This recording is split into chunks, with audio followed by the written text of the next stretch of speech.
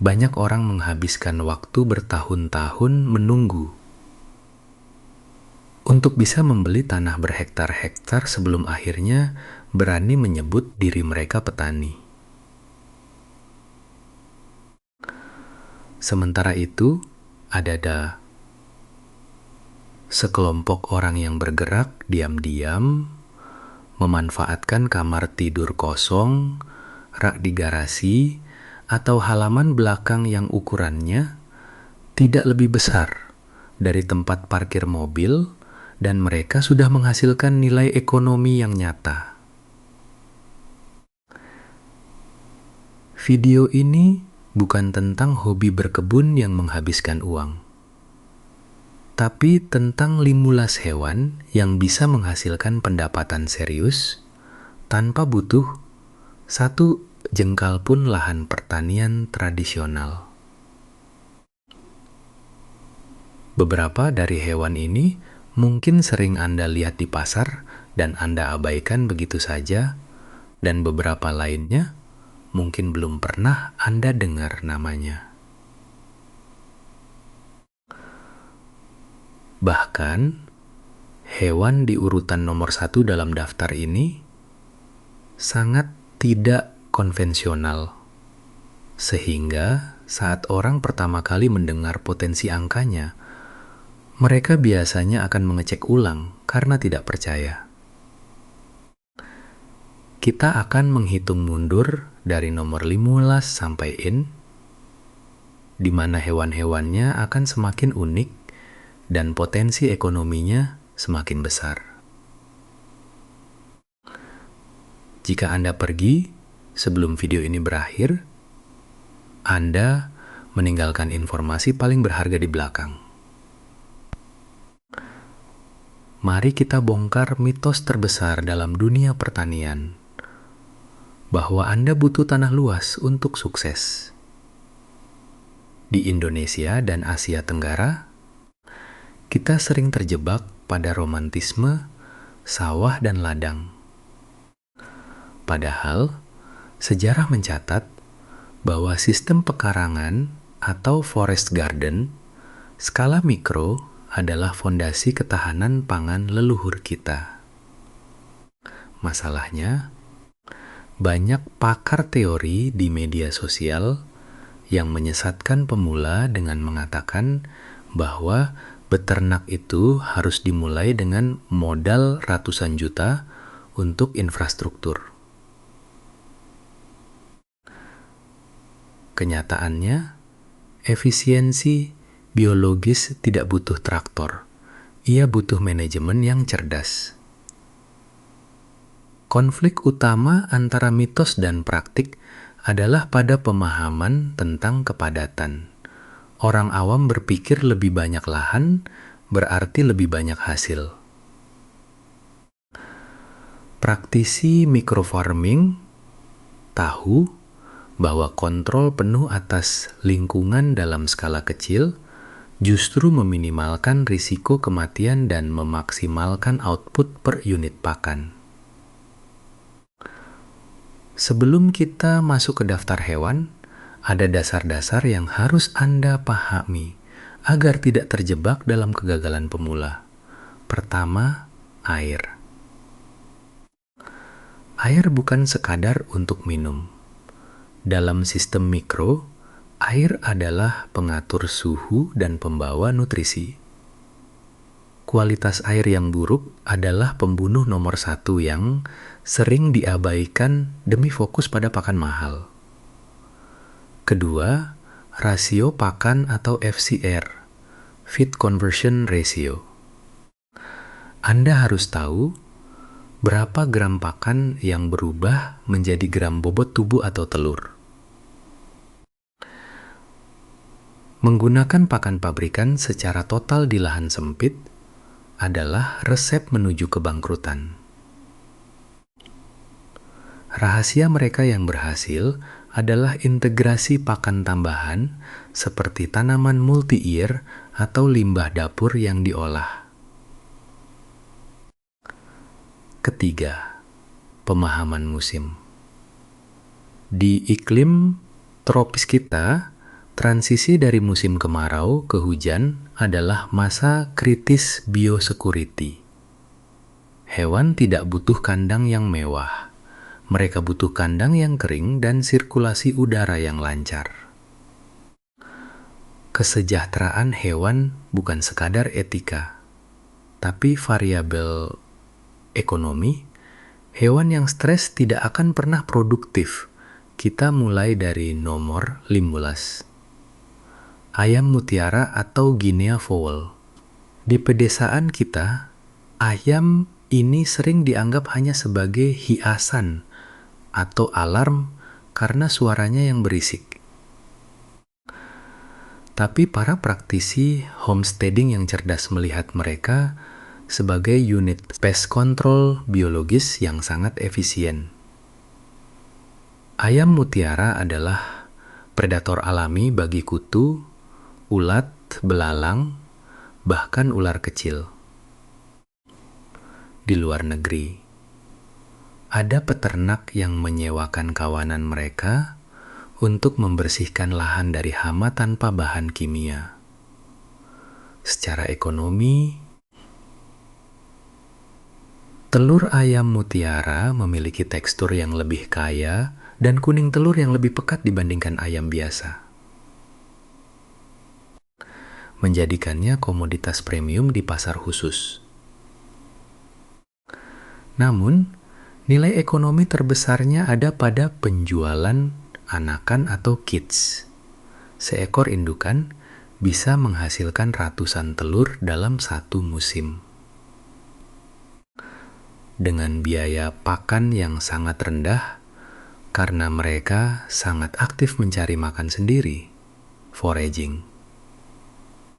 Margin keuntungan dari penjualan anakan sangatlah tinggi.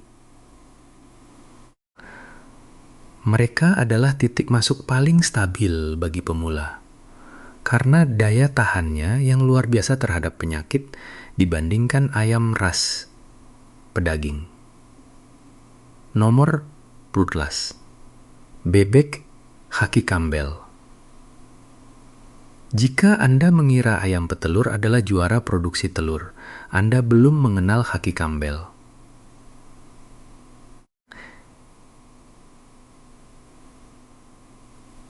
Di Indonesia, kita akrab dengan itik Jawa atau itik Tegal, tapi Khaki Campbell adalah mesin petelur yang sulit ditandingi. Mampu menghasilkan lebih dari 300 butir telur per tahun. Telur bebek memiliki permintaan stabil untuk industri telur asin maupun bahan baku kue karena sifat emulsinya yang lebih baik. Yang jarang dibahas adalah limbahnya. Kotoran bebek adalah pupuk organik dengan kandungan nitrogen tinggi yang sangat dicari oleh pekebun organik urban.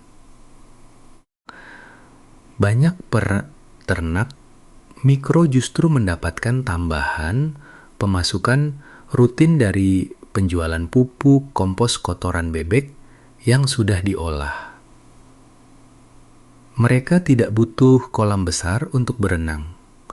Cukup bak air kecil untuk membasahi kepala dan sistem pencernaan mereka. Ini adalah solusi ternak petelur yang jauh lebih tahan banting terhadap cuaca ekstrim dibandingkan ayam petelur modern. Nomor 13. Kambing Nigerian Dwarf atau kambing mini. Jangan bayangkan kambing kurban yang butuh lahan gembala luas. Kambing ini ukurannya tidak lebih besar dari anjing dewasa, sehingga bisa dipelihara di area belakang rumah yang terbatas. Keunggulannya bukan pada daging, melainkan pada kualitas susunya. Susu kambing mini ini memiliki kandungan lemak, butterfat, yang jauh lebih tinggi daripada kambing perah standar, menjadikannya bahan baku utama untuk keju artisan dan sabun susu kambing premium. Di platform e-commerce, produk turunan seperti sabun susu kambing buatan rumahan memiliki nilai jual berkali-kali lipat dari harga susunya sendiri.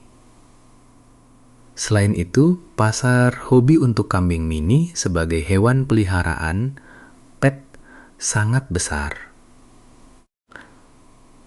Menjual anakan kambing dengan genetik, warna yang unik, seringkali memberikan hasil yang jauh lebih besar daripada sekadar menjual kambing pedaging di pasar tradisional. Anda mendapatkan 3 aliran pendapatan sekaligus susu, produk turunan, dan penjualan bibit. Semuanya dari hewan yang bisa hidup di area sekecil jemuran baju Anda. Kesimpulan praktis pertama kita hari ini, pertanian masa depan tidak lagi diukur dari luas tanah, tapi dari seberapa efektif Anda mengelola energi dan ruang. Hewan-hewan di awal daftar ini membuktikan bahwa dengan mengubah perspektif dari peternakan komoditas menjadi peternakan spesialis, Anda bisa mulai menghasilkan tanpa harus menunggu punya modal tanah. Kita baru saja mulai. Di bagian selanjutnya, kita akan masuk ke dunia serangga dan organisme air yang nilai ekonominya per meter persegi akan membuat Anda mulai menghitung ulang isi garasi Anda. Kita sering mendengar para ahli teori di seminar pertanian mengatakan bahwa kunci sukses adalah ekonomi skala, yang artinya Anda harus punya ribuan ekor hewan untuk bisa untung. Ini adalah kesalahpahaman konkret pertama yang harus kita bongkar. Dalam microfarming atau pertanian skala rumahan, kunci suksesnya bukan pada jumlah, quantity, melainkan pada margin per unit dan kecepatan perputaran modal turnover. Di lahan sempit, memelihara sapi atau kambing pedaging konvensional seringkali menjadi jebakan karena biaya pakan yang terus naik tidak sebanding dengan pertumbuhan berat badan harian. Strategi pakan yang cerdas di lahan mikro bukanlah membeli pakan karungan secara buta, melainkan memanfaatkan setiap jengkal ruang untuk tanaman fungsional. Anda tidak butuh kebun luas. Cukup beberapa pot besar berisi indigofera, tanaman kelor, atau bahkan memanfaatkan limbah sayuran pasar yang difermentasi. Inilah yang membedakan praktisi yang bertahan dengan pemula yang hanya bertahan 3 bulan.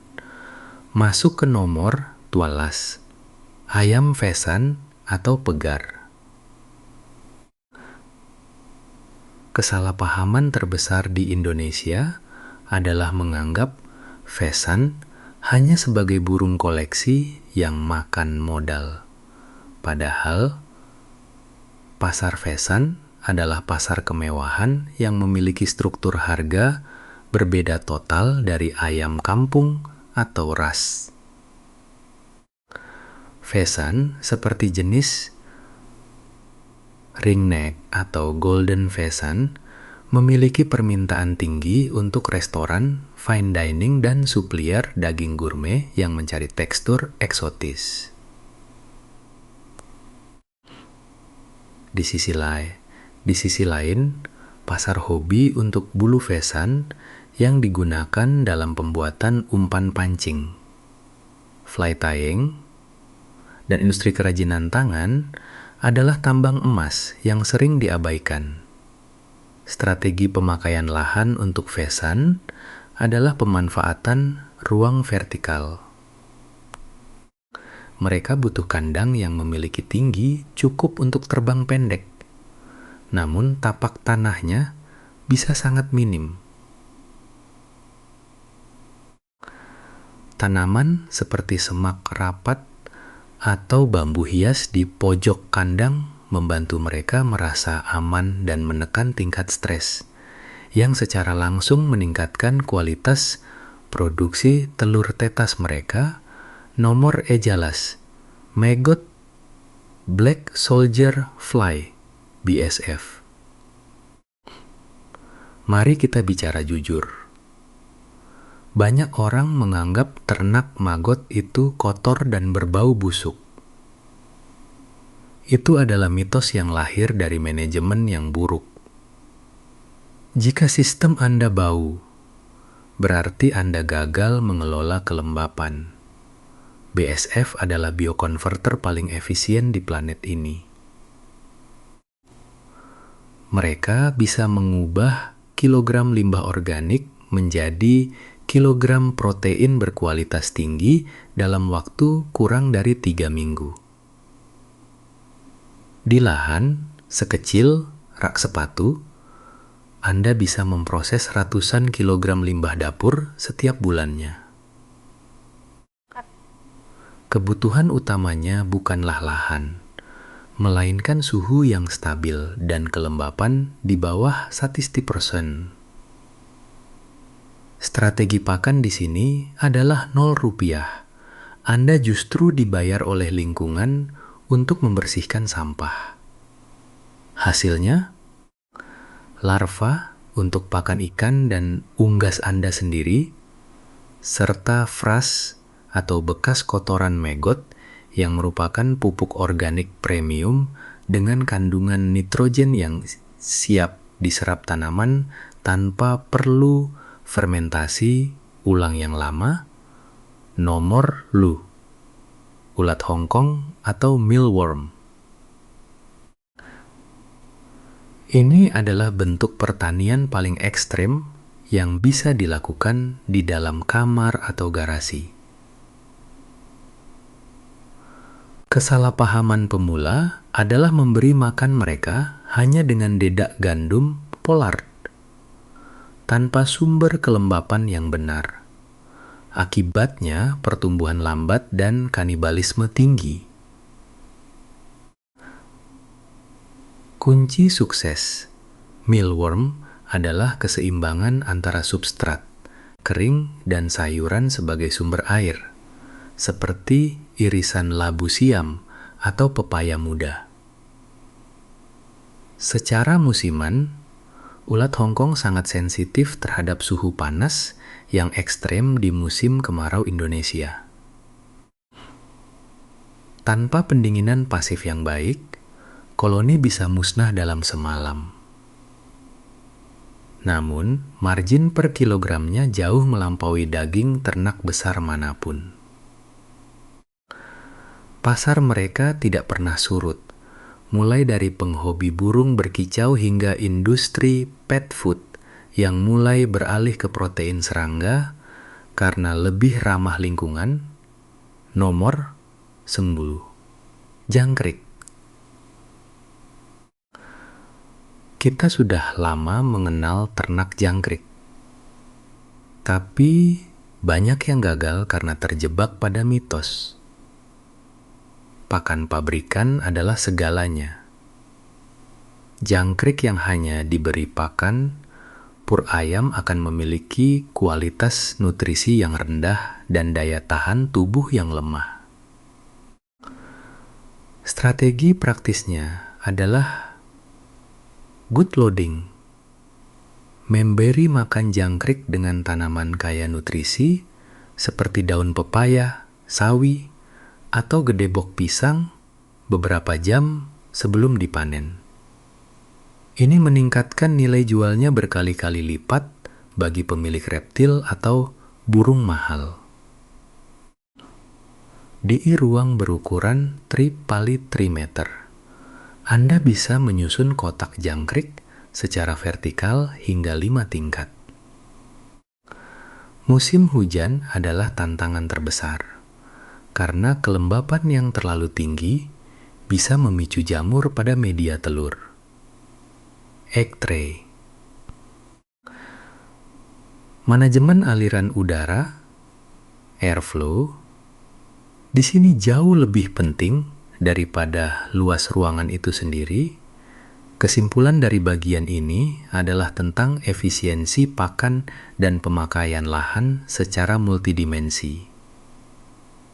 Anda tidak menggembalakan hewan-hewan ini. Anda mengelola sebuah sistem tertutup. Strategi pakan yang menggabungkan pakan dasar dengan suplemen hijau dari halaman sendiri adalah kunci untuk menjaga biaya operasional tetap mendekati nol. Ingat, di microfarming, setiap gram pakan harus menjadi nilai ekonomi, dan setiap limbah harus menjadi input bagi sistem berikutnya. Kita baru saja melewati 9 hewan, dan angka-angkanya mulai tidak masuk akal bagi orang yang terbiasa dengan pola pikir pertanian tradisional.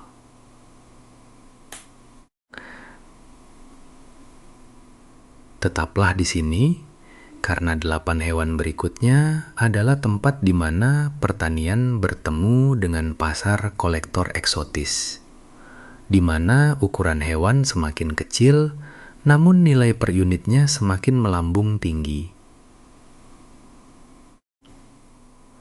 Setelah kita membahas serangga dasar, sekarang kita masuk ke wilayah di mana manajemen kandang dan kebersihan bukan lagi sekadar pilihan, melainkan penentu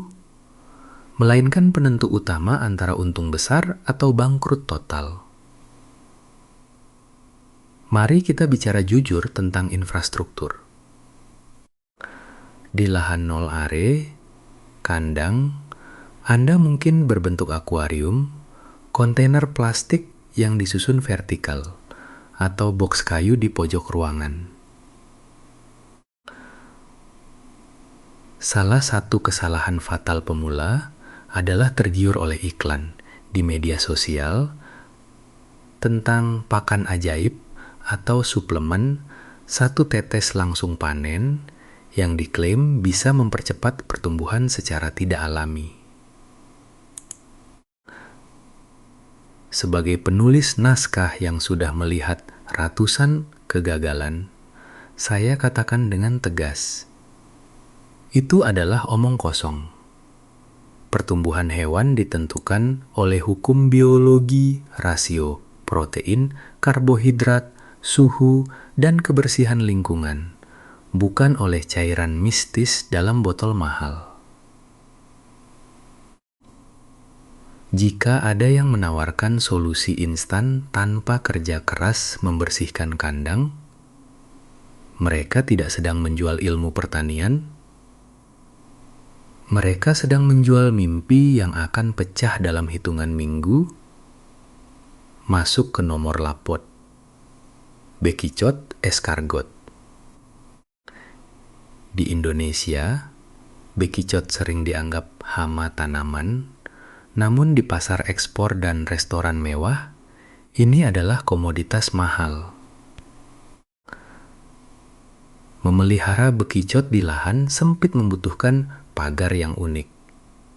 Biasanya berupa kawat kasa halus atau batus, bahkan pembatas listrik tegangan sangat rendah untuk mencegah mereka kabur. Masalah utamanya bukan luas lahan, melainkan kelembapan dan kalsium.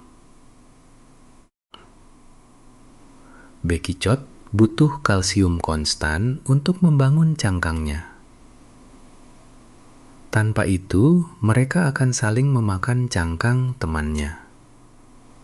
Biaya tipikal di sini adalah penyediaan substrat tanah yang steril dan pakan hijau. Jangan percaya mitos bahwa mereka bisa makan sampah apa saja. Untuk kualitas ekspor, pakan harus bersih dan bebas pestisida.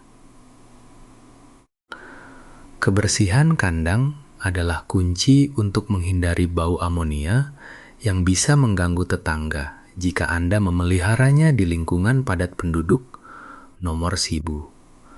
Lobster air tawar atau crayfish. Di sini, konsep grazing atau penggembalaan berubah menjadi manajemen ruang akuatik. Lobster air tawar adalah hewan teritorial dan kanibal. Jika Anda menaruh terlalu banyak lobster dalam satu wadah tanpa rumah atau tempat persembunyian yang cukup, Anda hanya akan memanen satu lobster raksasa yang telah memakan semua temannya. Pos biaya terbesar bukanlah pakan, melainkan listrik untuk aerator dan sistem filtrasi air. Kesalahan pemula adalah meremehkan kualitas air. Satu tetes limbah deterjen atau suhu yang melonjak drastis bisa menyapu bersih seluruh investasi Anda. Strategi rotasi di sini berarti memindahkan indukan ke bak pemijahan dan memastikan anakan memiliki ruang yang cukup untuk tumbuh tanpa tekanan dari yang lebih besar. Nomor selak, ulat sutra atau silkworm. Ini adalah puncak dari manajemen kebersihan. Ulat sutra adalah hewan yang sangat manja terhadap patogen. Satu orang yang masuk ke ruang pemeliharaan tanpa mencuci tangan setelah merokok atau memegang pestisida bisa mematikan ribuan ulat dalam sekejap. Kandang mereka hanyalah nampan datar yang disusun di rak, namun ventilasi harus sempurna. Mitos pakan buatan yang sekali tabur selesai seringkali menyesatkan. Kenyataannya, ulat sutra terbaik tetap dihasilkan dari daun murbei segar. Jika Anda tidak memiliki akses ke pohon murbei, biaya operasional akan membengkak. Keselamatan di sini bukan tentang pagar kawat berduri, melainkan tentang biosecurity yang ketat. Untuk menjaga ruangan tetap steril dari virus dan jamur yang bisa menghancurkan koloni dalam semalam. Nomor 5, kecoa dubia.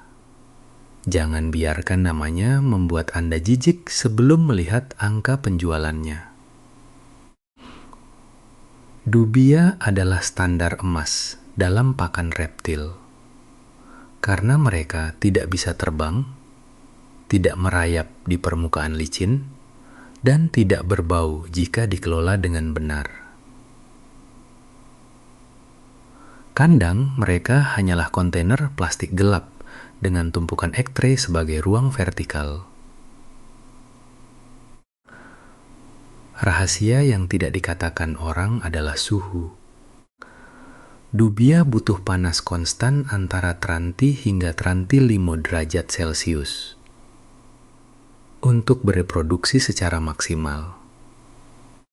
Banyak pemula gagal karena mengandalkan suhu ruang yang tidak stabil. Biaya utama adalah pemanas, heat mat, dan pakan kering berkualitas tinggi. Kebersihan sangat mudah dijaga karena dubia adalah pemakan yang bersih. Namun Anda harus waspada terhadap kutu debu yang bisa muncul jika substrat terlalu lembab. Nomor 10, udang hias atau ornamental shrimp. Disinilah pertanian berubah menjadi seni laboratorium. Udang seperti Neocaridina atau Caridina membutuhkan stabilitas parameter air yang sangat presisi. Mitos, Satu tetes penjernih air justru sering membunuh udang karena perubahan kimia yang mendadak. Pos biaya terbesar adalah investasi awal untuk akuarium, lampu LED khusus tanaman, dan media tanah aktif yang mahal. Namun, hasilnya luar biasa. Di ruang yang sama dengan satu kandang ayam, Anda bisa menaruh 10 akuarium yang masing-masing, menghasilkan ratusan udang dengan harga satuan yang fantastis. Kunci keselamatannya adalah menghindari penggunaan aerosol atau semprotan nyamuk di dalam ruangan. Karena udang hias sangat sensitif terhadap polutan udara. Memelihara udang hias adalah tentang rotasi air yang disiplin dan pemahaman bahwa di ekosistem mikro, perubahan kecil memiliki dampak besar. Semua hewan di bagian ini membuktikan bahwa di tangan yang teliti, ruang sempit bisa menjadi aset yang lebih produktif daripada ladang yang terbengkalai. Kita akhirnya sampai pada 3 besar.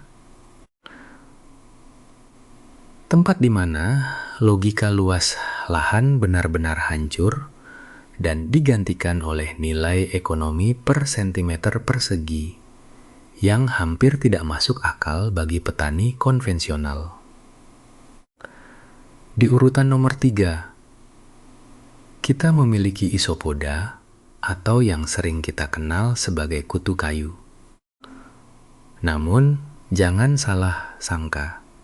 Ini bukan sekadar hama di bawah batu. Dunia hobi terarium bioaktif telah mengubah krustasea sekecil ini menjadi komoditas panas. Jenis eksotis seperti rubber ducky yang berasal dari gua-gua di Asia Tenggara bisa terjual dengan harga jutaan rupiah per 10 ekor. Padahal ukurannya tidak lebih besar dari sebutir anggur. Mereka hidup dalam kotak plastik sepatu yang ditumpuk di rak, hanya butuh kelembapan, daun kering, dan kalsium. Ini adalah contoh nyata bagaimana hobi yang sangat spesifik menciptakan celah pasar yang luar biasa bagi mereka yang teliti. Kemudian di nomor 2 ada axolotl salamander yang tidak pernah dewasa secara fisik. Tren global telah meledakkan permintaan untuk hewan air ini. Seekor axolotl dengan variasi warna langka seperti mozaik atau chimera bisa dihargai hingga puluhan juta rupiah.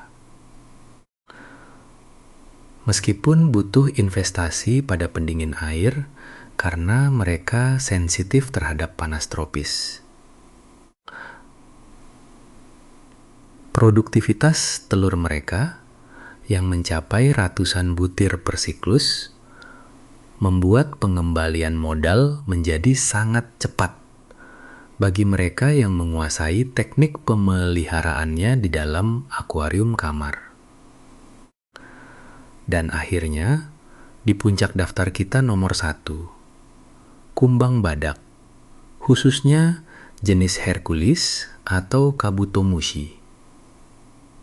Di negara seperti Jepang, ini adalah industri bernilai jutaan dolar. Dan tren ini sedang merambah ke seluruh dunia. Satu ekor kumbang, jantan dengan ukuran tanduk yang sempurna, bisa terjual dengan harga yang setara dengan motor baru. Mereka hidup dalam toples berisi serbuk, kayu fermentasi tidak berbau, tidak berisik, dan bisa dipelihara dalam lemari gelap. Memang butuh waktu hingga setahun lebih untuk melihat mereka menjadi dewasa. Namun itulah parit pertahanan yang menjaga harga tetap tinggi bagi peternak yang sabar. Sebagai penutup dari perjalanan kita menelusuri 15 hewan ini, mari kita rangkum fakta versus mitos yang sering menyesatkan. Mitos terbesar adalah bahwa Anda harus lahir sebagai petani atau memiliki bakat tangan dingin untuk berhasil. Faktanya, microfarming adalah tentang data dan manajemen risiko. Ini lebih mirip mengelola laboratorium kecil daripada menggembala di padang rumput. Mitos lainnya adalah pakan mahal menjamin hasil besar.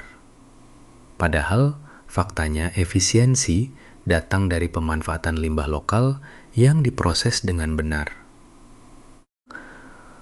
Untuk Anda yang ingin memulai, inilah daftar periksa realistis. Pertama, lakukan riset pasar lokal atau online sebelum membeli indukan. Jangan membiakkan sesuatu yang tidak tahu akan dijual kemana.